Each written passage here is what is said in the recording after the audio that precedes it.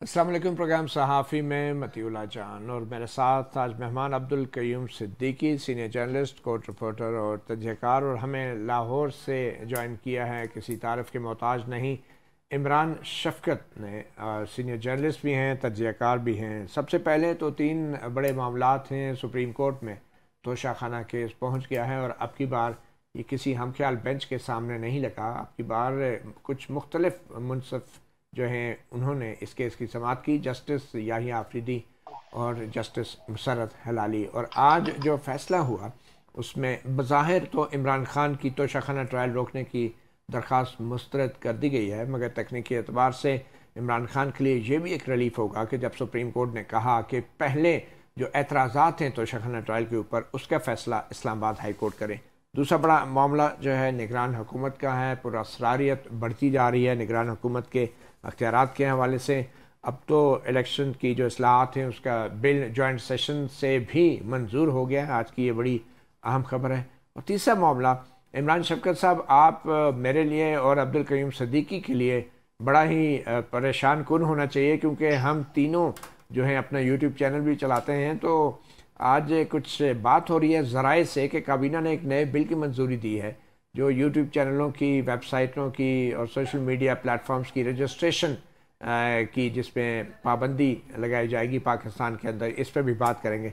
सबसे पहले कयूम साहब, सुप्रीम कोर्ट का जो आज का फ़ैसला है कि ये मामला वापस इस्लामाबाद हाई कोर्ट जाए, मैं अगर मुख्तसरन अपने नाज़रीन के लिए समझा दूँ, मामला शुरू होता है ट्रायल कोर्ट से। ट्रायल कोर्ट के ख़िलाफ़ हाई कोर्ट में इमरान खान आते हैं, हाई कोर्ट वापस ट्रायल कोर्ट भेजती है, और फिर जो हाई कोर्ट में वापस भेजने का फ़ैसला है उसको सुप्रीम कोर्ट में चैलेंज किया जाता है, और आज उस वाले से सुप्रीम कोर्ट फिर हाई कोर्ट में मामले को भेज देती है। तो क्या देख रहे हैं? ट्रायल कोर्ट का जो फैसला आता है और वो आज असेल कर जाता है और फिर उसके बाद फिर रिवीजन के लिए हाई कोर्ट से। अच्छा, ये सारी तकनीकी लड़ाइयाँ हो रही हैं। खान साहब जो हैं रसीदें भी पेश नहीं कर रहे हैं, अपनी तलाशी भी नहीं दे रहे, बल्कि आज तो तकरीबन 14 के करीब जो क्वेश्चन फ्रेम हुए हैं ट्रायल कोर्ट की तरफ से वो भी अब जारी कर दिए गए हैं। तो आपको क्या लग रहा है कि आज सुप्रीम कोर्ट का फैसला इमरान खान के हक में था या उनके खिलाफ था? अब होगा क्या इस्लामाबाद हाई कोर्ट में? देखिए मतीउल्लाह जान, अगर टेक्निकल जुबान में देखें तो वो तो उनकी दरख्वास्त इंफ्रक्चुअस हो चुकी थी जब वो नीचे वो कर चुके, क्योंकि वो फैसला जो था वो कंप्लाई विद हो गया। मतलब हाई कोर्ट ने जो कहा था कि इन 8 सवालों के जवाब दें, वो 8 सवालों के जवाब आ गए। रिमांड किया था ना, रिमांड किया था और अब ट्रायल शुरू कर दिया गया और उसका फैसला करने 7 दिन का वक्त दिया था उन्होंने। 4 दिन में ये नहीं पेश हुआ, एक्स पार्टी फैसला किया और उन्होंने ट्रायल। तो सुप्रीम कोर्ट क्यों आए थे इमरान? सुप्रीम कोर्ट ये आए थे इस्लामाबाद हाई कोर्ट के उस फैसले के खिलाफ कि जो इन्होंने ट्रायल कोर्ट को, इस्लामाबाद हाई कोर्ट ने रिमांड किया था कि इख्तियार समात के हवाले से 7 दिन के अंदर फैसला करें। मगर रिमांड के और अलावा 7 सवालात भी दिए थे उन्हें। जी जी, लेकिन एडवोकेट ख्वाजा हारिस से कहते हैं कि मामला अब रिमांड करनी है, वो तो इन्फेक्शस हो गया है। अब मामला यह है कि जो दूसरी दरख्वास्त है उनका हाई कोर्ट फैसला नहीं कर रही कि क्या ट्रायल कोर्ट का दायरा अख्तियार है भी या नहीं। तो उसके हवाले से अब सुप्रीम कोर्ट ने कुछ हदायत दी है? इस तरह की हिदायत तो कोई नहीं है। सुप्रीम कोर्ट ने ये कहा है कि हम मुदाखलत नहीं करेंगे। पहले तो उन्होंने ट्रायल रोकने की इस्तदा, मगर इन दरख्वास्तों का फैसला होना चाहिए। हाँ, ये बात है कि वो उसमें ज़ेर समात हैं। तो मतीउल्लाह जान साहब, सिर्फ वहाँ पर इमरान खान साहब के मुकदमात तो ज़ेर समात नहीं है हाई कोर्ट के अंदर।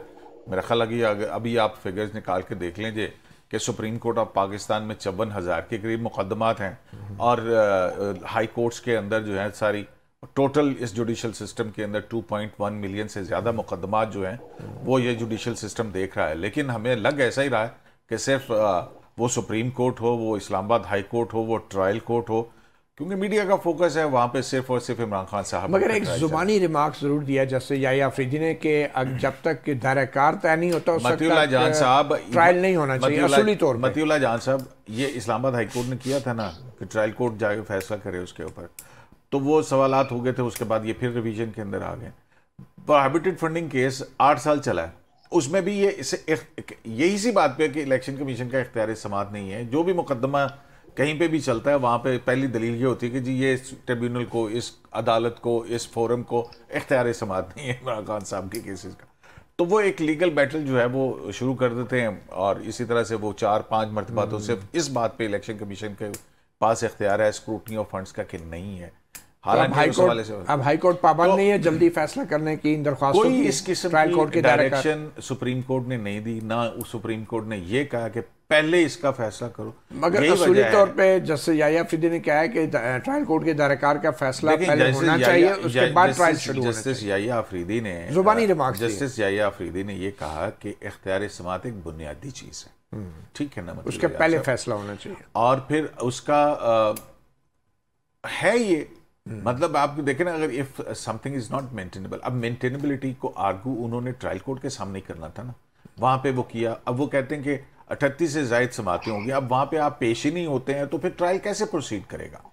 तो इसीलिए शायद एक्स पार्टी जो है वो फैसला, अब उसके बाद फिर आप हाई कोर्ट के अंदर। तो अब हाई कोर्ट क्या करेगी आपके ख्याल में? हाई कोर्ट जाहिर है ये इन्हीं दरखास्तों को पहले भी उन्हें सुना है, हाई कोर्ट सुनेगी और उसके ऊपर फैसले देगी। तब तक ट्रायल जारी रहेगा? ट्रायल को तो किसी ने नहीं रोका, ना हाई कोर्ट ने रोका, ना सुप्रीम अच्छा, कोर्ट आज ने ट्रायल रोका। कोर्ट में जाके 342 का बयान भी शायद रिकॉर्ड होना था जी, आज 342 के बयान के लिए, यानी अच्छा, कि ये ट्रायल कोर्ट के अंदर ये एक आखिरी वो होता है कि जिसमें एक्यूज जो है उसके आर्गुमेंट, मतलब है कि जब एविडेंस ले हो जाती है उसके ऊपर जरा मुकम्मल हो जाती है। अब ये देखें ना, मतीउल्लाह जान साहब, इन्होंने क्रॉस एग्जामिन भी किया है विटनेसेस को, ठीक है ना। अगर इन्होंने क्रॉस एग्जामिन किया है तो क्या इन्होंने इख्तियार समात या जुरिस्डिक्शन को तस्लीम नहीं किया है? बिल्कुल सही है। ये अब बड़ा उसके बाद जो है, जब 342 का स्टेटमेंट आया, जब फाइनल आर्गुमेंट इसके बाद होने हैं, तो आपने कहा कि जी इख्तियार समात ही नहीं है। इसीलिए जस्टिस मुसर्रत हिलाली उन्होंने पूछा कि, क्योंकि और भी है ना इनकी, कि जज साहब के ऊपर भी एतराज किया हुआ इन्होंने कि वो फेसबुक पोस्ट वगैरह की तरह से, तो उन्होंने कहा कि आपने ट्रायल के दरमियान में किया या ट्रायल शुरू होने से लेकिन मेरे ख्याल में ये भी इम्कान है कि जज हुमायूं जो हैं, फेसबुक पोस्टें अगर साबित होगी उन्हीं की हैं तो फिर उनको तब्दील भी कर दिया जाए। साहब, आप इस तरह से आज ये पनामा केस के अंदर जज अरशद मलिक जो है, उसका हर कॉन्डक्ट जो है वो साबित हो गया।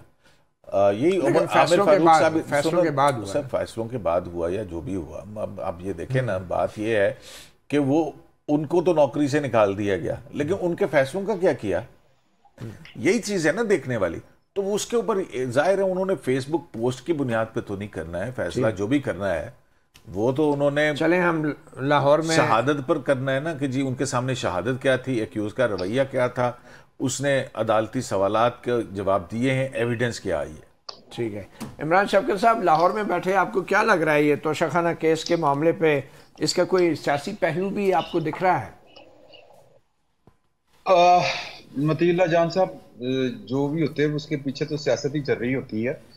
और ये भी सियासत देखें, पहले केस किस तरह लगते थे, पहले रिलीफ किस तरह मिलते थे। अब बेंच जो है वो, मेरा तो ख्याल था कि वो 3 रुकनी बेंच बनेगा और हाई कोर्ट को भी दरमियान में निकाल दिया जाएगा, ट्रायल कोर्ट को भी दरमियान से निकाल दिया जाएगा, और इमरान खान साहब को जो फैसला सूट करता है वो फैसला जारी कर दिया जाएगा। जैसे पहले पनामा मुझे में तो ये लग रहा था, डायरेक्ट सुप्रीम कोर्ट ने फैसला सुना दिया, सारा कुछ उन्होंने सुना दिया था। हाँ जी।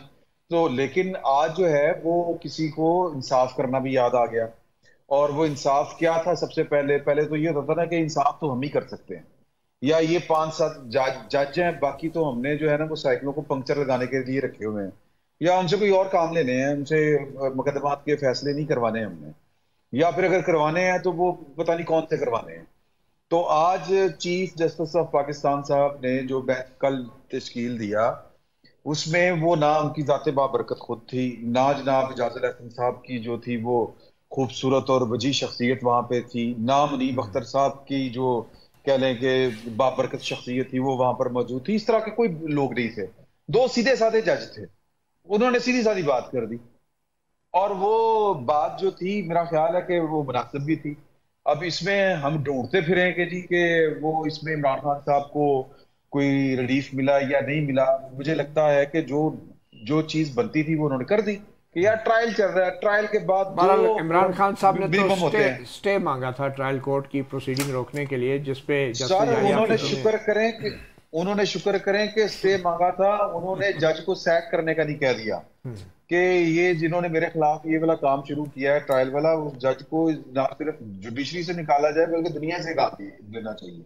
इस तरह का उन्होंने मुतालबा नहीं किया, वरना तो यहाँ पर इन अदालतों में वो लतीफे हो चुके हैं कि जो मुकदमात अगर किसी के ज़हन में है कि ये मुकदमा हो सकता है, उसमें भी बेल। तो यहाँ पर कानून अदालत जो है ये खेलने खुलने की चीजें हैं, अभी तक तो यही मतलब इमरान शफकत, आप ये कहना चाह रहे हैं कि ये एक तरह से जो इस्लामाबाद हाई कोर्ट के अंदर कल जो उनकी पिटीशंस लगी हैं उसमें जो भी इस्लामाबाद हाई कोर्ट फैसला करेगी उसके बाद सुप्रीम कोर्ट के दरवाजे खुले हैं और अपीलें जब सुप्रीम कोर्ट में आएंगी तो आपको ये खदशा है कि उस वक्त बेंच जो है ऐसा होगा जो ये सारे मामले को लपेट के कहेगा अस्सलाम वालेकुम? नहीं सर, देखें उस वक्त मेरा नहीं ख्याल कि ये इतना कुछ स्पीडी ट्रायल वहां पर स्पीडी सारा कुछ काम होगा। इसके बाद इस्लामाबाद हाई कोर्ट भी है, ट्रायल के बाद इस्लामाबाद हाई कोर्ट के बाद सुप्रीम कोर्ट है, और तब तक 16 सितंबर आ चुका होगा मेरा ख्याल है। सितंबर का आप इंतजार कर रहे हैं। मुख्तसरन एडवोकेट बड़ी दुनिया कर रही है, लेकिन आज बंदयाल साहब को जो उन्होंने इंसाफ उनको जो याद आया है तो वो मुझे वो जेहन में आ रहा था कि बड़ी देर, बहुत देर कर दी मेहरबान आते आते, यानी मतलब एक छोटा सा आप तो सहावत का वकालत का सियासत के सारे जनाजे निकाल के आप अदालत के, तो अब आपको जनाब अच्छे अच्छे काम करने। अच्छा, मुख्तसरन एडवोकेट अमजद परवेज जो कि इलेक्शन कमीशन की तरफ से कंप्लेनेंट की तरफ से पेश हुए थे, उन्होंने आज सुप्रीम कोर्ट की कार्रवाई के बाद मीडिया को क्या बताया कि असल में हुक्म हुआ क्या है, आइए उनको सुनते हैं।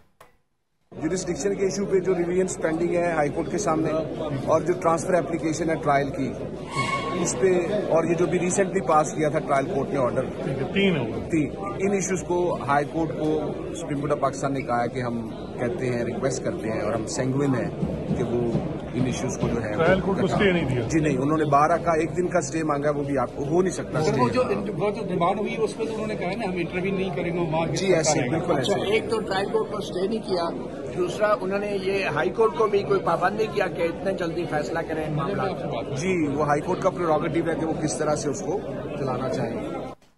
तो क्यों सब एनीवे कल हाई कोर्ट के अंदर इन दरख्वास्तों को जो पीटीआई की हैं सुना जाएगा, एतराज़ात को, जिसमें से एक ये है कि ट्रायल कोर्ट ये अब ट्रायल नहीं कर सकती क्योंकि इलेक्शन कवानीन के मुताबिक 120 दिन में ये कंप्लेन होनी थी इलेक्शन के बाद, जो नहीं हुई तो अब नहीं कर सकती। दूसरा ये है कि जज हुमायूं दिलावर की सोशल मीडिया पोस्टों का मामला है। जस्टिस याहिया अफरीदी ने जज हुमायूं दिलावर की सोशल मीडिया पोस्टों के हवाले से किसी किस्म की कोई राय नहीं दी, बल्कि हौसला शिकनी की, मना किया उनको कि इन चीज़ों का, बल्कि नागवारी का इजहार किया इस तरह से कि इधर इन चीज़ों को मत डिस्कस करें। मगर ये सोशल मीडिया पोस्ट के हवाले से इस्लामाबाद हाई कोर्ट के चीफ जस्टिस आमिर फारूक ने कहा था कि वो इंतजामी साइड पे इसकी तहकीकात करवाएंगे, तो वो भी मेरे ख्याल में 1-2 दिन में उसका भी फैसला तो आ जाना है। तो अगर भी है, वो मेरे ख्याल दिलावर साहब खुद भी गए हुए हैं कि किस तरह से वहाँ पे हुआ, और उन्होंने वज़ाहत कर दिया कि वो नहीं गए। अच्छा, तो अब आप ये देख लीजिए, वो तो नहीं गए हैं, लेकिन जब ट्रायल के मौके के ऊपर वहाँ पे जो मेरे ख्याल एक वीडियो रिलीज हुई है कि किस तरह से माशाल्लाह उस अदालत के अंदर वकला किस कदर एहतराम से गालियाँ जो है उनकी बरसात कर रहे हैं। अच्छा, तो जज साहब के ऊपर कमरा अदालत के मनाजिर ही है ना वो, मेरे ख्याल में वैसे ये जारहाना रवैया हमें सुप्रीम कोर्ट में भी देखने को मिलता है। जब जो इमरान खान के गेट जो आज भी मतियुल्लाह जान साहब आज भी देखे ना वहाँ पे रिपोर्टर्स, वहाँ पे तो लगता ही नहीं कि सुप्रीम कोर्ट की सिक्योरिटी कोई सिक्योरिटी है वहाँ पे। तो जब खान साहब आते हैं तो उनकी सिक्योरिटी शायद टेक ओवर कर लेती है कि उनके और उनके साथ आने वाले वकला की इजाजत से कमरा अदालत के अंदर कौन सा रिपोर्टर जाएगा और कौन सा नहीं जाएगा। ये चीफ जस्टिस उमर ताब बंदयाल ने शायद इख्तियार इमरान खान को दे दिया हो, फिर यही हो सकता है। अब कस्टोडियन तो वही है। आज भी काफी बदतमीजी हुई, आज भी इससे पहले भी वो जब भी वहाँ पे एक हंगामा खेजी, एक हुल्लड़बाजी जो है वो होती है उसके अंदर। इमरान शफकत मतलब मुझे समझ नहीं आती कि ये एडमिनिस्ट्रेटिवली इस साइड मैं चूंकि वहां पे था नहीं, मैं तो लाहौर में हूँ, मुझे ये बताएं जस्टिस मुस्तरत लाली साहिबा ने या याहिया अफरीदी साहब ने गुड टू सी यू तो नहीं कहा इमरान खान साहब? नहीं, आपकी बात तो उन्होंने कहा एडवोकेट ख्वाजा हारिस को, वो उस पे उठ के भी चली गई थी, आप जिम्मेदार होंगे, और उठ के चली गई कोर्ट जब वो बहुत ज्यादा हंगामा हुआ दरवाजे पे, और उन्होंने कहा कि जब तक ये मामला नॉर्मल नहीं होता और इसके जिम्मेदार आप होंगे। ये जस्टिस याहिया अफरीदी ने इमरान खान के वकील को कहा, और इमरान खान की मौजूदगी में सब कुछ हो रहा था। तो ये इस तरह की सूरत हाल तो थी बीच में एक बनी हुई। और सिक्योरिटी के मामला हर दफ़ा यही होता है कि जब इमरान खान कोर्ट बिल्डिंग के अंदर भी आ जाते हैं तो फिर वही तय करते हैं कि कौन सा साफ़ी कमरा अदालत में जाएगा, कौन सा नहीं जाएगा। बल्कि जो वकला हैं, आज तो एक नौजवान वकील को ख्वाजा हारिस ने भी डांट दिया, उन्होंने अपनी आस्तीनें चढ़ाई हुई थी, वाइट शर्ट पहनी थी, कोट भी नहीं था, आस्तीनें चढ़ाई हुई, सुप्रीम कोर्ट के कमरा अदालत में खड़े, जिस पे ख्वाजा हारिस ने कहा आपका कोट किधर है, ये आप कैसे आपने शर्ट पहनी हुई है। तो ये तो हालात हैं खान साहब के साथ आने वाले वकला के, हर कोई खान साहब का वकील समेत सिक्योरिटी गार्ड बना होता है। एक छोटी सी ब्रेक लेते हैं, ब्रेक के बाद चंद दूसरे आम मामलात, और हम बात करेंगे तख्त लाहौर की। बज़ाहिर इस जंग में लाहौर के तख्त की रिपोर्टिंग करने वाले इमरान शफकत से भी एक छोटी सी ब्रेक के बाद। Welcome back. इमरान शफकत साहब, लाहौर में क्या पक रहा है, क्योंकि इस्लामाबाद में तो सिर्फ निगरान वज़ीर-ए-आज़म और उनके अख्तियारात के हवाले से जो बड़ी पेशरफ्त है कि अब मुश्तरका इजलास में पार्लियामेंट ने उस कानून को मंजूर कर लिया है जिसमें निगरान हुकूमत के अख्तियारात को बढ़ाया गया था।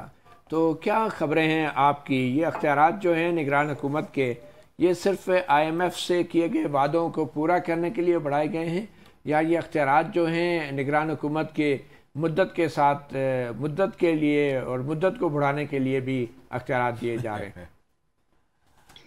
देखें, बात यह है कि मैं अपनी जाती इंफॉर्मेशन अगर आपके साथ शेयर करूं तो वो ये है कि पाकिस्तान के अंदर जो हमें लग रहा है कि हाँ जी, नाल हो सर, अक्टूबर नवंबर में जो इंतखाबात होते हुए जिनकी तारीख है वो मुझे होते हुए नजर इसलिए नहीं आ रहे कि इसके जो 2-3 बड़े फ्रीक हैं वो उनकी तरफ से जो इशारे मिल रहे हैं और जो गुफ्तगूएं हो रही हैं वो 2-3 बड़े फ्रीक कौन से?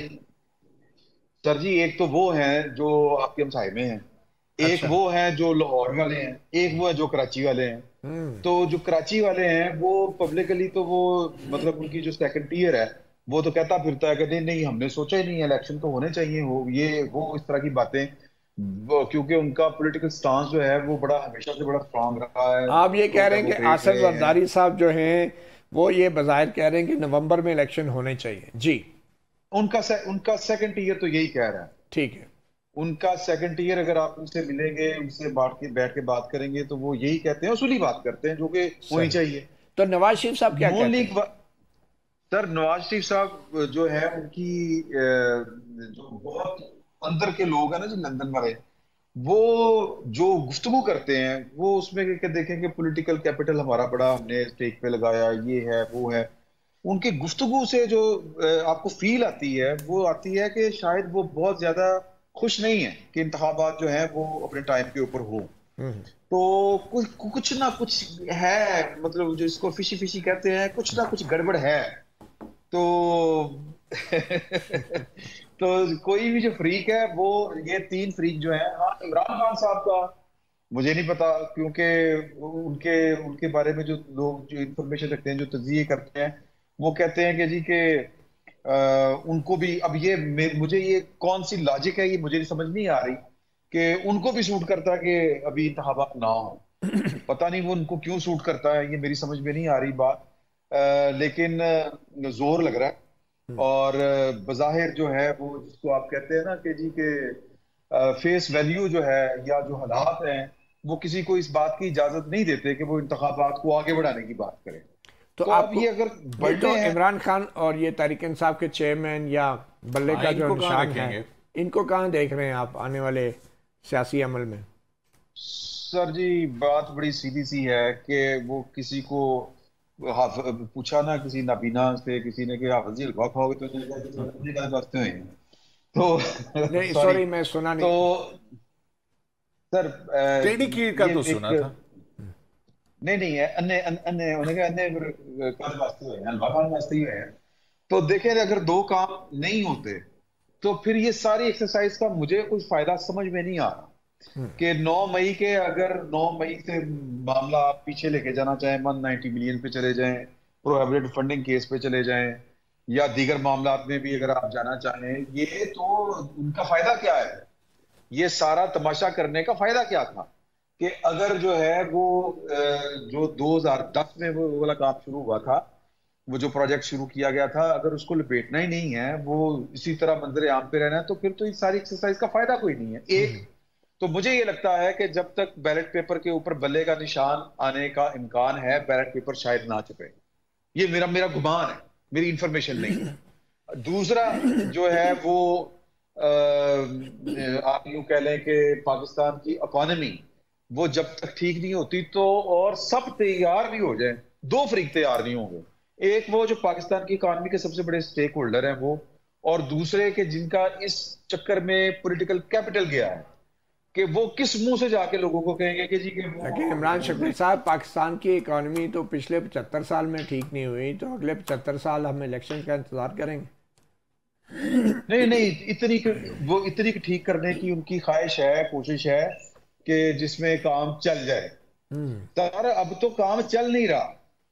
नहीं देखे ना फिर इमरान शफकत साहब, उसके बाद जो है वो आपको ना सिर्फ ये कि कॉन्स्टिट्यूशनल जो रूल है वो भी नहीं होगा, आपका आइन जो है उसके हवाले से फिर जो आला अदालतें हैं वो क्या कहेंगी। और फिर सिर्फ यही नहीं है, आप कोई जो बैनुल अक़वामी दुनिया है उसके अंदर इतने आइसोलेटेड नहीं है। जब आप यहाँ पे जमहूरियत नहीं होगी तो उसके आपकी इकॉनमी के ऊपर जो है जो आने वाले असरात होंगे आपको, या मुझे तो उसका अंदाज़ा है अभी ये जो IMF की भी, IMF का है वो भी फरवरी तक EU का मतलब जो है देखे ना, यूरोपीय यूनियन जो है GSP प्लस का मामला है। बहुत सारे आप डिस्कनेक्ट होके तो नहीं, आइसोलेशन में तो नहीं रह सकते ना। और सबसे बढ़ के कि चीफ जस्टिस जो नए आने वाले हैं जस्टिस काजी फाइज़ साहब, तो ये कैसे हम तसव्वुर कर लें कि वो ये सब कुछ इस तरह होने देंगे जिस तरह के सोचा जा रहा है, जिस तरह आप तजवीज़ कर रहे हैं? इन्होंने किस तरह होने दिया जो ये वाले मौजूदा हैं, इनका क्या करना है आपने? बात ये नहीं है, बात देखें, बात ये है कि किताबी बातें जो हैं वो और जो ज़मीनी किताबी बातें नहीं है यार इमरान शफकत साहब। आइन की कोई अहमियत आपके नजदीक है क्या? आप ये कह सकते हैं कि हाँ ठीक है आइन तो रोंद के चले जाए? ठीक है, पंजाब और KPK के अंदर एक एनॉमली थी कि उससे जो है वो आपके नेशनल असेंबली के इलेक्शन जो है वो मुतासर हो सकते थे, लेकिन इसके बाद तो कोई रीजन नहीं है। सर इस मुल्क में आइन को पूछता कौन है? इस मुल्क में मैं आइन के साथ हूं, आप आइन के साथ हैं। इस मुल्क में आइन लपेटा गया 2 दफा, कि नहीं लपेटा गया? बाकायदा लपेटा गया कि नहीं लपेटा गया? भी ऐसा ही होना चाहिए। तो अल्लाह ना करे, अल्लाह ना करे, अल्लाह ना करे। मैं ये बात ही नहीं कर रहा, मैं आपको बता रहा हूं कि ख्वाहिशात क्या हैं, इरादे क्या हैं, उन पर अमल हो पाता है नहीं हो पाता, अल्लाह करे कि अमल ना हो पाए। मैं किसी चीज की वकालत नहीं कर रहा, मैं आपके साथ इंफॉर्मेशन शेयर कर रहा हूँ, मैं आपके साथ फीलिंग्स शेयर कर रहा हूँ जो आप लोगों से मिलते हैं। जो आप जरा बैठे ना, मैं 2-4 आपको नाम बताता हूँ, उनके साथ जरा बैठ के जरा कोई लंबी बात करें। अगर ये नाम खैर मैं आपको बाद में बताऊंगा, यहाँ पे बताऊंगा तो गड़बड़ हो जाएगी। तो उनके साथ बैठ के जरा डिस्कस करें, आपको एक फील आएगी कि यार भाई जो चाह रहे हैं वो कर पाए या ना कर पाए, ये एक लहरा से बहस है। और अल्लाह वैसे आपकी जाती राय क्या है? ये नवंबर से आगे इलेक्शन जाने चाहिए? नहीं जाने चाहिए, एक दिन नहीं आगे जाने चाहिए। और मेरा जाती अगर तज्जिया पूछे तो शायद ना जाए, क्योंकि जो आपने बात की है ग्राउंड रियलिटीज की वो बड़ी स्ट्रांग है। लेकिन सर यहाँ पर सर ये पाकिस्तान वो मुल्क है जहाँ पे हमने अपनी छोटी छोटी जिंदगी में बहुत कुछ होते देखा है, तो ऐसे ही देखते रहना है। चलें ठीक है। कीम साहब, एक बड़ी दिलचस्प बात यह हुई कि जो इलेक्शन के हवाले से इस्लाहात लाई गई हैं, जो कानून में तरमीम की गई है, उसमें एक सेक्शन ऐसा डाला गया है कि जो प्रिजाइडिंग अफसर हैं अगर वो अपने कानून के मुताबिक फ़राइज़ से गफलत बरतते हैं तो उनके खिलाफ जो इंज़बाती कार्रवाई है वो उनके मुतल्लिका महकमों के कवानीन के तहत की जाएगी। और ये बड़ी हैरानकुन बात है, ये तो क्योंकि इससे पहले आपकी लाहौर हाई कोर्ट की जजमेंट है ना, जजमेंट है। अगर आप ये देखें के अंदर जो जजमेंट के बाद और उसके बाद इलेक्शन कमीशन उसके खिलाफ कार्रवाई करना चाह रहा था, तो उन्होंने कहा था कि पेरेंट डिपार्टमेंट से है वो उनके डिसिप्लिन में इंक्वायरी आज तक डस्का की नहीं हो सकी। 20 प्रिजाइडिंग ऑफिसर मुबैना तौर पर अगवा हुए, और जो इंक्वायरी रिपोर्ट लीक हुई, इलेक्शन कमीशन जो इंक्वायरी कर रहा था, लाखों रुपए नोटों की गाड़ियां बांटी गई, डीपीओ की सप्लाई में, सब पुलिस अफसर भी प्रिजाइडिंग ऑफिसर और उसको और कहते हैं कार्रवाई का तो ये जो है समझ नहीं आ रही। या तो अब ये डस्का वाला काम होने लगा है इसलिए डस्का के अफसरों के बारे में जो हाईकोर्ट ने तहफ़्फ़ुज़ फराहम कर दिए गए उनको पहले ही, एश्योरेंसेस दे दी गई हैं कि कुछ नहीं होना। वो क्या कहते हैं कि आपको हैरानी नहीं हुई कि इमरान शफकत साहब आपके लिए भी कि डस्का में इतना बड़ा वाकया हुआ और उसके ऊपर इलेक्शन कमीशन के बिल्कुल आस पांव बांध दिए लाहौर हाई कोर्ट में। जस्टिस शुजात अली खान साहब थे, एक साहब थे, और उस फैसले के खिलाफ इंट्रा कोर्ट अपील हुई है और उस अपील का भी आज तक फैसला नहीं आया। कंसर्न थे हम जी, अभी तक इंट्रा कोर्ट अपील का भी फैसला नहीं आया लाहौर हाई कोर्ट से, और पुलिस अब सब मजे से नौकरियां कर रहे हैं, उनको कोई पूछने वाला नहीं है। मैं गुजारिश करूं कि वो दौर था प्रोजेक्ट इमरान खान का जी, तो वो प्रोजेक्ट इमरान खान को बचाने और चलाने के लिए मगर ये जो आप कानून में तरमीम लाए इमरान शफकत साहब, माजरत के साथ, इस तरमीम को देख के तो लगता है कि आप प्रोजेक्ट इमरान खान में सिर्फ इमरान खान का नाम बदल गया है। देखे ना, इसमें तो इलेक्शन कमीशन को एम्पावर करना चाहिए था ना कि वो ट्रांसपेरेंट, क्योंकि आप 218 में कहते हैं कि आजादाना, मुनसिफाना और शफाफ इंतखाबात आईनी जिम्मेदारी है इलेक्शन कमीशन की। इलेक्शन कमीशन के आप बांधे हाथ पांव और वो धांधली करने वाले को आप छोड़ दें खुला, तो फिर आप कहां जाएंगे? मैं गुजारिश करूं सर, इस मुल्क में एक प्रोजेक्ट आता है, फिर उस प्रोजेक्ट का लपेटू प्रोजेक्ट आता है, ये लपेटू प्रोजेक्ट आया होगा तो same on the same lines जी, बिल्कुल ये आपके सामने हो रहा है। मैं अभी हम आइन और कानून की बात कर रहे थे कोई 2 मिनट पहले, तो ये जो कुछ होता है ये आइन और कानून की आड़ नहीं होता। आप जो 2017 में जो कुछ हो रहा था पाकिस्तान में, वो क्या आइन से बाहर हो रहा था? आइन और कानून की आड़ में हो रहा था, और हमें नजर आ रहा था कि क्या हो रहा है, तो वो हुआ। तो अब वो लपेटू प्रोग्राम चल रहा है, वो लपेटा जाना है। तो ये तजर्बे ही हैं। मैं जो बात करना चाह रहा हूं, ये हमारी अब तो हंसी आती है अपनी किस्मत के ऊपर कि हमारी किस्मत में तजर्बे होने और तजर्बों के नाकाम होने के अलावा तीसरा कोई काम ही नहीं। शायद हम भी कभी एडिसन की तरह बल्ब इजाद कर ही लें देख लें अब, क्योंकि ये बड़ी हैरानी की बात है। और फिर जो अख्तियारात बढ़ाने की हम बात कर रहे हैं निगरान हुकूमत की, तो कयूम साहब, ये निगरान हुकूमत के ऐसा कौन सा मसला था कि जो निगरान हुकूमत जिसको नहीं देख सकती थी? आपको याद है इससे पहले भी निगरान हुकूमतें आती रही हैं, और जनरल मुशर्रफ के हवाले से भी जो थी, जो हदायत सुप्रीम कोर्ट में उस वक्त के चीफ जस्टिस जवाद ख्वाजा ने जो दी थी, निगरान हुकूमत के दौरान ही दी थी। तो ये अख्तियारात बढ़ाने के मामला जो है, अभी भी मुझे लग रहा है कि ये कोई बड़ा अख्तियार है जो निगरान हुकूमत को दिया जा रहा है। आपको क्या लगता है? मतीउल्लाह जान साहब, मैं तो निगरान हुकूमत का जो कॉन्सेप्ट है, इसका अगर हम उसमें देखें, एक एनॉमली है, अपनी कॉन्स्टिट्यूशनल एनॉमली, क्योंकि एक तरफ इलेक्शन कमीशन है, दूसरी तरफ नहीं, एक तरफ हमारा आइन ये कहता है कि जो एग्जीक्यूटिव अथॉरिटी है वो चोजन रिप्रेजेंटेटिव्स के जरिए से ही एक्सरसाइज होगी। ये बड़ी वाज़ेह बात है। वो अलहदा बात है कि उमर अता बंदियार साहब जो हैं, उन्होंने ट्रस्टी वज़ीर आला की जो है ना वो नई टर्म इजाद की थी। तो लेकिन जो है अब उसमें सारी जहाँ जमहूरियतें हैं वहाँ पे एग्जिस्टिंग गवर्नमेंट होती है, इलेक्शन कमीशन आज़ाद होता है और वो फिर आगे चलता है ताकि कोई किसी किस्म की अब एक स्टॉप गैप अरेंजमेंट करके, और पता नहीं कौन लोग वो आएंगे, वो किसको जवाबदेह होंगे नहीं होंगे। ठीक है, सुप्रीम कोर्ट का फैसला मौजूद है कि डे टू डे बिजनेस के अलावा वो नहीं कर सकते हैं। अब इसमें मुझे जो लगता है कि वो अभी तक तो निगरान वज़ीर आज़म कौन होगा और उसकी कैबिनेट कौन होगी, वो पॉलिटिकल आदमी होगा नहीं होगा, बहुत सारी कहानियां चल रही। कोई कह रहा है मुझे ऑफर हुई थी, कोई कह रहा है कि किसका नाम आगे आया था। तो अभी तक की जो सूरत हाल है, ये जाहिर है डिपेंड करेगा कि किसके हाथों में। ये ऑनगोइंग प्रोजेक्ट्स के हवाले से मेरा ख्याल है, कोई ऑनगोइंग प्रोजेक्ट्स के हवाले से है। लेकिन आपने ये कहा कि आइन के अंदर एक चीज़ है कि ये मुंतखब नुमाइंदों के ज़रिए एग्जेक्टिव अथॉरिटी इस्तेमाल होगी। तो अगर कानून में तब्दील करके एग्जेक्टिव अथॉरिटी को बढ़ाया जा रहा है, तो ये कानून चैलेंज हो जाएगा। ये चैलेंज हो जाएगा, स्ट्राइक डाउन हो जाएगा। ये तो क्योंकि आइन के वर्ड्स के मुकाबले में कानून तो अख्तियारात नहीं बढ़ा सकता। जाहिर है, कौन करेगा? देखे ना, अभी भी 2 कानून सस्पेंड हुए हैं लेकिन कोई फर्क पड़ा? यार फर्क तो जो है, फर्क जिनको पढ़ रहा होता है उनको पढ़ रहा होता है, उनको ये नहीं पता होता कि कानून की वजह से है किस वजह से। जी, ये बात है असल में। तो मैं वैसे ये जो आप बात कर रहे थे कि देखें कि ये जो कानून और वो तरमीम करके वो जो इख्तियारात दिए जा रहे हैं, ये भी किसी कोई ख्वाहिश का एक, जिसको कहते हैं ना कि अधूरी सी ख्वाहिश जो आप पूरी नहीं कर पा रहे होते, या उस तरफ एक कोशिश ही है। मतलब इस मुल्क में निगरान हुकूमतों वाला, वैसे तो मैं जाती तौर पे समझता हूँ कि निगरान हुकूमतों की जरूरत ही नहीं होती। अच्छा, ये निजकारी के हवाले से खास तौर पे निजकारी के हवाले से बात की जा रही है कि निगरान हुकूमत के अख्तियारात बढ़ाए जा रहे हैं, तो ये जो बोझ है कोई भी मुंतखब हुकूमत या कोई सियासी जमात अपने कंधों पर नहीं डालना चाह रही है निजकारी। मुझे लगता है कि निगरान हुकूमत के दौर में ये कोई बड़े पैमाने पे कोई फैसले हो सकते हैं निजकारी के फील्ड में।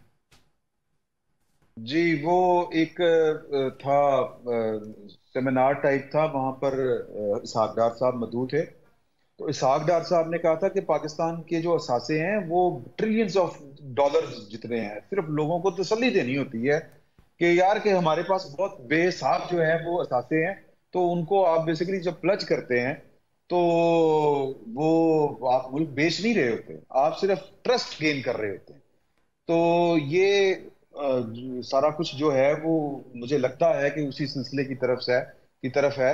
और पाकिस्तान की जो ताकतवर शख्सियात हैं वो शायद इस थ्योरी को या इस ख्याल को इसहाक डार साहब के को मान चुकी हैं, और उनको लगता है कि पाकिस्तान के मसाइल का हल इसी में है कि फिलहाल हम कर्जा लें और उस कर्जे से हम कोई बिजनेस करें या कुछ करें और काम आगे चलाएं, और उसके लिए अगर इख्तियार को देना भी पड़े तो वो दिले। मुझे ये लगता है कि इसके पीछे ये कहानी है।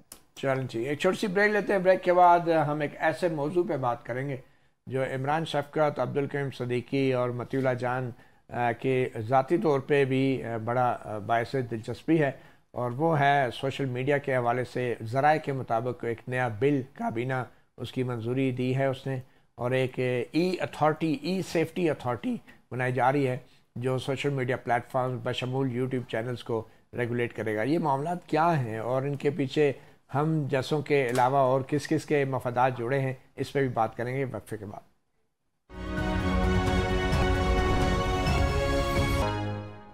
साफ़ी प्रोग्राम में अब हम बात करेंगे एक ऐसे नए कानून की जो बराह रास्त पाकिस्तान में सोशल मीडिया के ऊपर पाबंदियां लगाने की बात करता है, और ये कहा जा रहा है कि काबीना ने ज़राए के मुताबिक एक बिल की मंजूरी दी है जिसके बाद एक ऐसी ई सेफ्टी अथॉरिटी बनाई जाएगी जो सोशल मीडिया को रेगुलेट करेगी, यानी कि जिनके फेसबुक पेजेस हैं, यूट्यूब चैनल्स हैं और ख़ास तौर पे जो वेबसाइट्स हैं उनको रेगुलेट करेगी। और ये वजह ये बताई जा रही है जो कि ज़राए के मुताबिक कि जो इससे पहले के जो कवानीन हैं, पीका का कानून है या जो FIA को जो अख्तियारात दिए गए हैं या डेफेमेशन है, या साइबर क्राइम्स के जितने भी जो कवानीन हैं वो गैर मौसर है। और एक वजह यह भी बताई गई है कि उन कवानीन में अदालतों ने ऐसे फैसले दे दिए कि जिसके बाद हम कुछ नहीं कर सकते।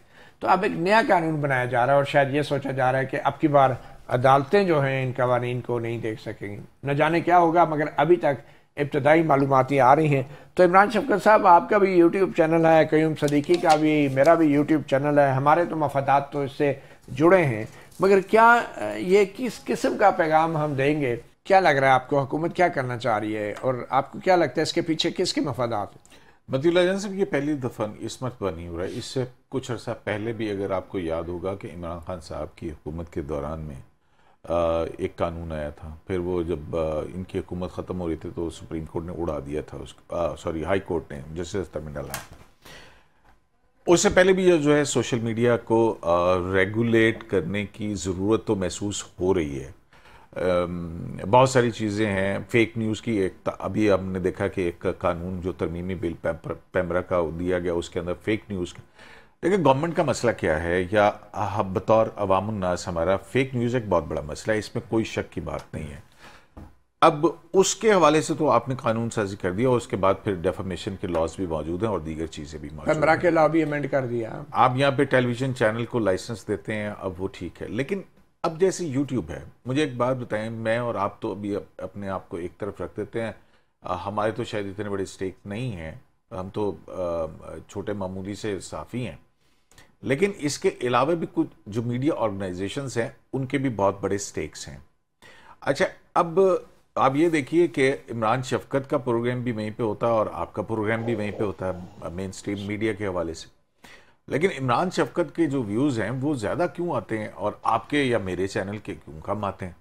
तो एक वहाँ पे एक मैकेनिज़्म ऐसा मौजूद है, बावजूद इसके कि तमाम मीडिया ऑर्गेनाइजेशंस के चैनल यूट्यूब के ऊपर मौजूद हैं और वो उनका जो प्रॉफिट है, जो अर्निंग है वो डबल हो गई है। मतलब आप मेन स्ट्रीम मीडिया पे आप तो हैं, अब वहाँ पे आप इश्तिहारात भी चलाते हैं, दूसरा भी न्यूज़ बिजनेस में सारा कुछ है, लेकिन वही ट्रांसमिशन आप यूट्यूब के ऊपर दे देते हैं और वहां से भी अर्निंग कर रहे हैं, वहां से भी आपका मीडिया मालिकान जो हैं, जो मीडिया चैनल्स हैं बड़े। और लेकिन बड़ी हैरत की बात ये होती है कि मतीउल्लाह जान का प्रोग्राम एक मीडिया ऑर्गेनाइजेशन का प्रोग्राम जो है, सहाफ़ी, उसके व्यूज़ कम है और इमरान शफकत के व्यूज़ ज़्यादा हैं। तो फिर यहाँ पे कोई चीज़ आई कि भी ज़ाहिर है कोई रेवेन्यू का मसला आया ना यहाँ पे।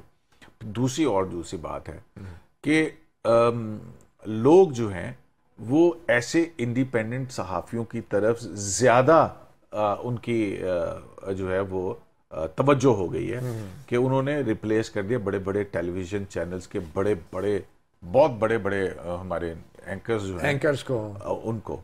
तो वो आप भी कह रहे हो यूट्यूब के चैनल हैं कुछ इंडिविजुअल सहाफ़ियों के, उन्होंने मेन स्ट्रीम मीडिया के बड़े बड़े एंकर्स को यूट्यूब के ऊपर पीछे छोड़ दिया है, पिछाड़ दिया। तो लेकिन वो तो जाहिर है फिर जब व्यूअरशिप का मसला तो फिर क्या इसका हल क्या निकाला मीडिया के जो बड़े इदारे हैं? उन्होंने ये भी खबरें हैं कि हमारे ही कुछ साथी साथियों ने अपने यूट्यूब चैनल बेचे हैं और उनको कॉन्ट्रैक्ट किया। अच्छा, मुझे इस बात का इल्म नहीं है। आप नहीं, वो आपको ज्यादा इल्म है लेकिन आप बताना नहीं चाह रहे। मैं तो बाद में आता हूँ, आप पहले आते हैं। नहीं, मुझे वाकई नहीं। अच्छा, बहरहाल लेकिन अभी तक नाज़रीन को शायद वो पता नहीं है पूरी बात, लेकिन वो आहिस्ता आहिस्ता शायद नाज़रीन से शेयर होगी, क्योंकि नाज़रीन तो यूट्यूब चैनल इसलिए देखते हैं कि ये इंडिपेंडेंट थिंकिंग है।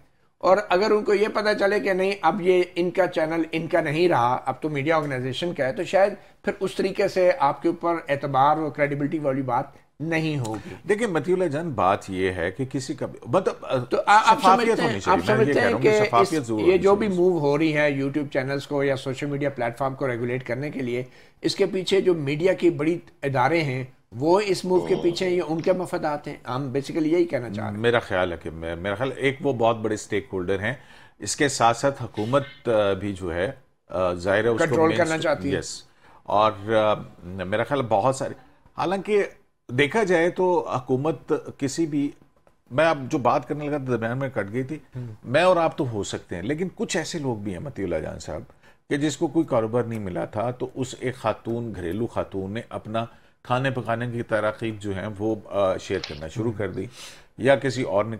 अब ये एक नहीं है, ये आप जाके देखें कितने लोग हैं। अच्छा, इस एक्टिविटी से आप अर्न कर रहे हैं डॉलर्स के अंदर। आप पाकिस्तान के अंदर डॉलर्स लाने का बाइस बन रहे हैं, जो आप हमेशा सही के एक्सपोर्टर्स को तो कहते हैं, लेकिन एक ये भी ऐसी एक इंडस्ट्री डेवलप हुई है जिससे आपको, मुझे तो नहीं डॉलर्स देते, हमें तो एक्सचेंज रेट के अंदर करके दे देते ना, ये पॉलिसी आ गई। तो अच्छा, मैं आपको एक बात, जी इमरान साहब आपकी तरफ भी हम आते हैं। जी इमरान, हाँ जी इमरान साहब आप क्या कहेंगे? दुनिया के जो बड़े बड़े तरक्की याफ्ता ममालिक है ना, कनाडा, यूरोप पूरे का पूरा, उन्होंने ना, वो मुझे टर्मिनोलॉजी नहीं आती, वो उन्होंने वीजे का इजरा कर दिया है ये जो यूट्यूबर्स है ना उनके लिए, क्योंकि उसने कुछ करना ही नहीं, एक कमरे में बैठ के अपना काम करना है। तो यहाँ पर अगर पाबंदी लगेगी तो लोग उठ के बाहर चले जाएंगे। उनकी मंशा ये है कि यार ये बैठ के डॉलर बनाते हैं तो खर्च भी यहाँ पे करें। तो पाकिस्तान वाले जो हैं, अगर उनको लगते हैं कि पाकिस्तान में डॉलर आते हुए बुरे लग रहे हैं, तो वो पीआर दे रहे हैं, वो शहरियत दे रहे हैं अपनी, यूरोप पूरा दे रहा है, इंग्लैंड में, माल्टा, पता नहीं केड़े केड़े मुल्क, स्पेन, जहां पे आपका दिल करता चले जाए, वो पूरा यूरोपीय यूनियन दे रही है। तो आप ये कहना चाह रहे हैं कि हुकूमत का इन बड़ी सोशल मीडिया कंपनियों पे बस नहीं चलता, तो अपने शहरियों का गला घोंट के, उन्हें ब्लैकमेल करके, दबाव में डाल के सेंसरशिप वो करना, उनकी आवाज बंद करने की कोशिश की जाएगी। सर, ये पाकिस्तान की जो रियासत है ना, पिछले 75 साल से यही गंद हो रही है, यही कुछ कर रही है। कभी सेंसरशिप हो गया, कभी जनाब वो फलां पॉलिसी होगी, कभी पीका, कभी टीका, कभी निक्का, इस तरह के कवानीन ला के वो करने, बेसिकली हम बैठ के जी टीका। असल में होता ये है कि ये लोग जो हैं, इनको लगता है कि जब सवाल होगा तो फिर सवाल जो है वो हमारे हाकमियत के ऊपर भी आएगा, लोग पूछेंगे। तो ये यूट्यूब से या इस तरह के जो दीगर फोरम्स हैं, इनके ऊपर तकलीफ ही है। नहीं, एक यूट्यूब का मुझे एक बात बताएं, टेक्निकल सी बात है कि यूट्यूब क्या हुकूमत पाकिस्तान ओन करती है, तो ये आगे रजिस्ट्रेशन कैसे कर सकती है? सर, ये शहरियों की रजिस्ट्रेशन करेगी नादरा कार्ड से, ये जो यूट्यूब चैनल चला रहा है, ये धौंस करेंगे, ये बदमाशी करेंगे कि अच्छा तो यूट्यूब कर रहे हैं, हाँ जी पाकिस्तान से रहना है, तू किस तरह कर सकना भाई, लाइसेंस खा कितने तेरे को, तो बेसिकली ये करेंगे। अब लोग देखें, बात ये है कि इस तारे को आप खत्म नहीं कर सकते। सहाफी के पास सबसे बड़ा जो हथियार होता है ना, वो इस तारे का होता है। और ये हमने तो बेरोजगार ही किया था ना, इमरान खान साहब ने अपने दौर में इस तरह की पॉलिसीज लगा के बना के। तो हम तो एक अल्लाह ताला ने दरवाजा खोला और भी खुलेंगे। तो बात ये है कि ये जो अपना जबर का तसल्लुत रखना चाहते हैं वो कुव्वतें, वो पीछे ये जो है ना, नून लीग तो पीटीआई तो दूसरे तीसरे, ये कुछ नहीं बेचते बेचारे। ये जो करवाने वाले हैं ये वही करवाते हैं। और ये जब शराकत इक़्तिदार में शरीक होते हैं, इसमें आते हैं, तो ये इनकी कंपल्शंस होती हैं इस तरह के काम करने। ये नहीं करेंगे तो इक़्तिदार से निकाल दिए जाएंगे। अब आप ये देखिए ना, मुझे एक बात बताएं कि इंटरटेनमेंट के चैनल यूट्यूब के ऊपर चल रहे हैं मतीउल्लाह जान साहब, और वो अभी कौन कौन सी बड़ी ऑर्गेनाइजेशन है, किस किस कदर हैवी इन्वेस्टमेंट है उनके इंटरटेनमेंट के ड्रामे जो हैं वो चल रहे हैं आपके YouTube के ऊपर, और उसमें 2 दिन के अंदर मिलियन व्यूज आते हैं उसके ऊपर। अच्छा, मैं आपको इसके ऊपर बात करना चाह रहा हूँ। जो इंटरटेनमेंट की साइड पे स्टेट जो रियासत है, जो सोशल मीडिया के ऊपर आवाजें दबाना चाह रही है, गले घोंटना चाहती है, वो रियासत खुद अवाम के टैक्स के पैसे से ऊपर सब्सिडीज लेके, टैक्स की छूट लेके खुद बिजनेस कर रही है, खुद यूट्यूब चैनल चलाना शुरू हो गई है। और न सिर्फ ये कि वो दूसरे प्राइवेट मीडिया को अवाम के टैक्स के पैसे से इश्तिहारात की मद में कंट्रोल करती है, बल्कि अब वो खुद भी इस बिजनेस में आ गई है। और फिर कह रहे हैं कि जो खबरों वाले चैनल हैं या हम जैसे जो खबरें देते हैं वो रजिस्टर करवाएं, लेकिन खुद बगैर लाइसेंस के भी जो है बहुत से चैनल चलाए जा रहे हैं। रेडियो है या टेलीविज़न है, उनको कोई पूछने वाला नहीं है। तो इमरान शफकत साहब, ये हम कबूतर की तरह सारी दुनिया से आंखें बंद कर लेंगे तो क्या खतरा टल जाएगा? इससे पहले भी यूट्यूब पे हम पाबंदी लगा चुके हैं। क्या इसका तरीका ये नहीं है कि पाकिस्तान के शहरियों को इस काबिल बनाया जाए कि वो ज़्यादा से ज़्यादा पाकिस्तान का मौक़िफ़, पाकिस्तान का पर्सपेक्टिव जो है पूरी दुनिया में फैलाएं? एक तरफ इंडिया को देख लें, वहाँ पे तो इस तरह की कोई रजिस्ट्रेशन नहीं है। वहाँ पे डेफेमेशन लॉज हैं, कंटेम्प्ट ऑफ कोर्ट के लॉज हैं, वहाँ पे भी सोशल मीडिया लॉज हैं, लेकिन उन पे अदालतों के ज़रिए, ड्यू प्रोसेस के ज़रिए उन पे अमल किया जाता है।